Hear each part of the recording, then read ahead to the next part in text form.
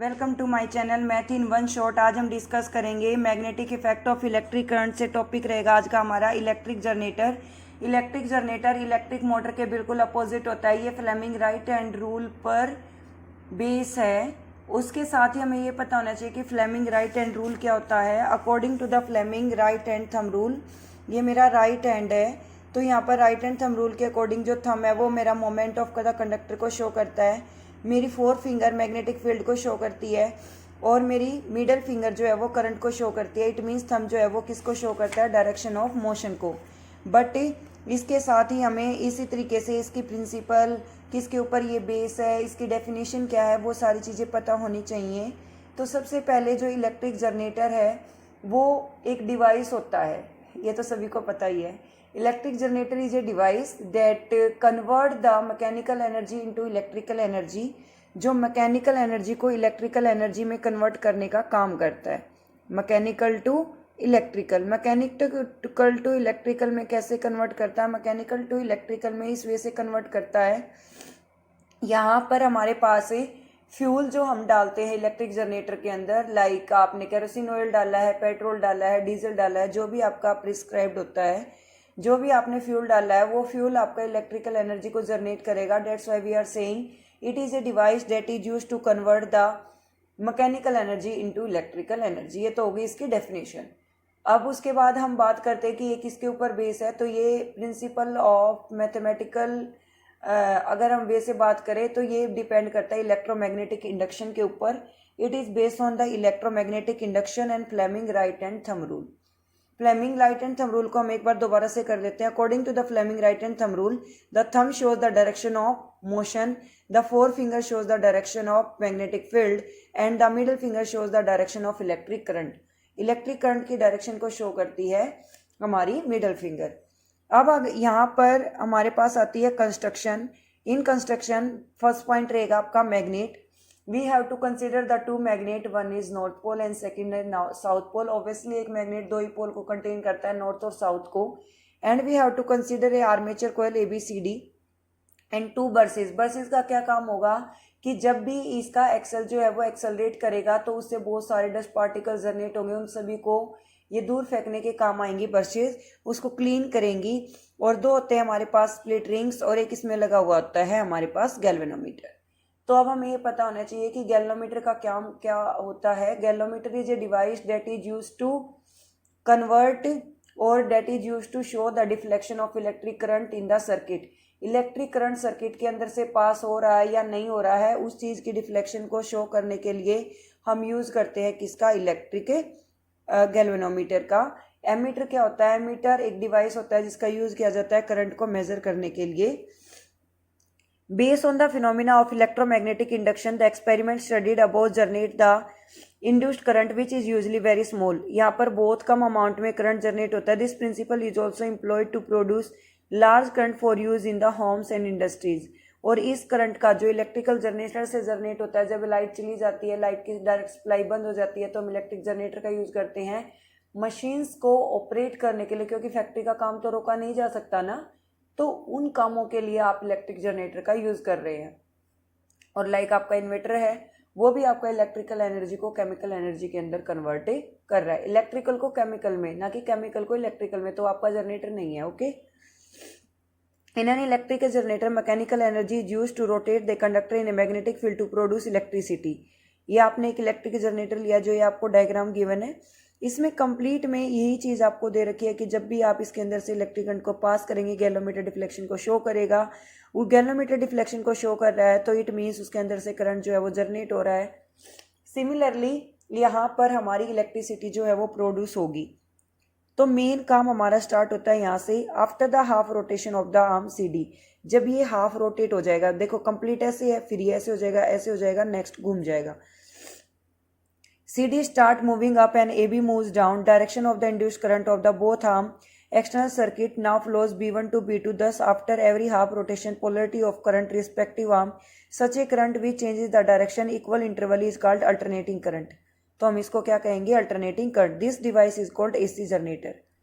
I repeat this again.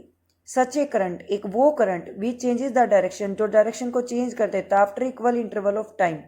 Equal interval of time का मतलब ये है कि 1 घंटा इसने जनरेट किया फिर बंद कर दिया, 1 घंटा जनरेट किया बंद कर दिया, 1 घंटा जनरेट किया बंद कर दिया, तो हम इसको कहेंगे equal interval of time, that is called alternate current. This device is called AC generator to get a direct current. DC को करने के लिए which does not change its direction, जो अपनी डायरेक्शन और टाइम को चेंज नहीं करता, कंटिन्यू वर्क में रहता है. With this arrangement, one brush at all the time with the arm moving with the field while the other in contact with the arm moving down.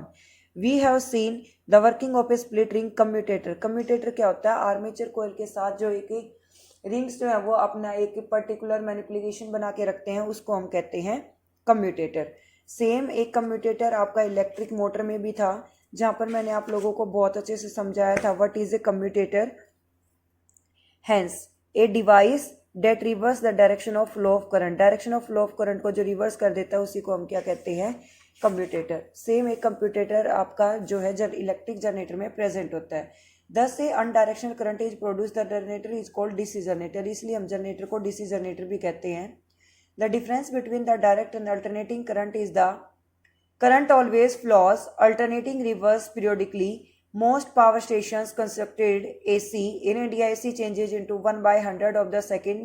Frequency क्या होती है? Number of oscillations per unit time. Frequency को हम mu से denote करते हैं, formula होता है 1/t. और ऐसा यूनिट ऑफ फ्रीक्वेंसी होती है hertz. An important advantage of AC over DC electric power can be transmitted over long distance much loss of energy. Domestic electric circuit जो हम अपने घर पे यूज करते हैं, वहां पर हमारा पोटेंशियल डिफरेंस 220 वोल्ट होता है.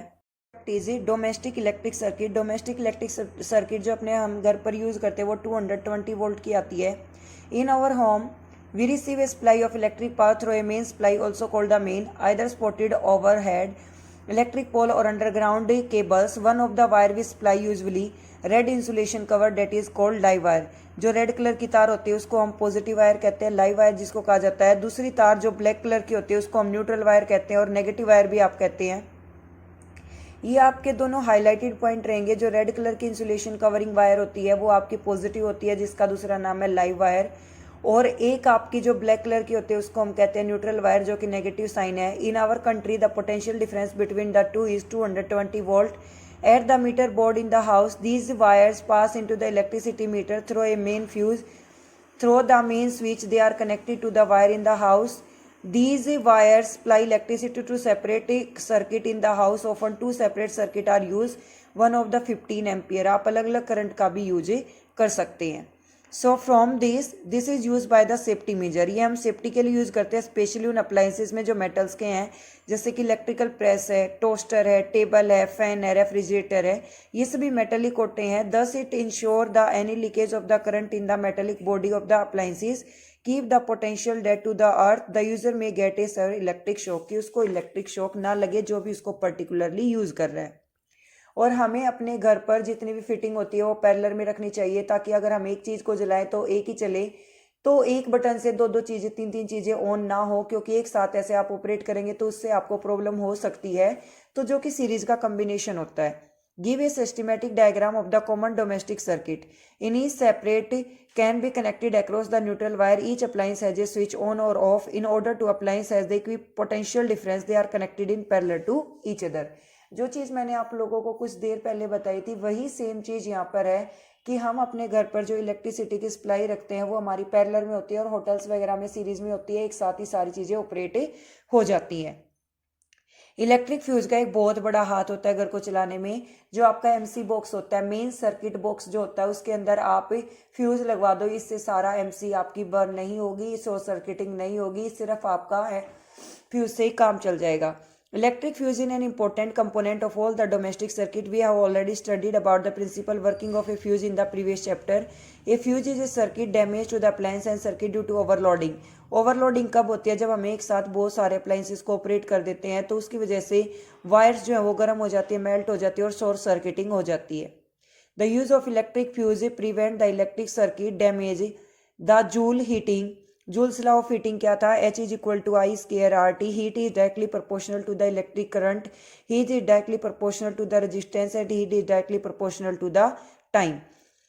Then overloading can also occur due to the accident hike in the supply voltage. Sometime overloading is caused by connecting too many appliances at a single socket. जब हम एक ही सॉकेट में बहुत सारे appliances को connect कर देते हैं तो उसकी वजह से भी इलेक्ट्रिक शॉर्ट सर्किट अक्कर हो सकता है. Thank you so much for watching.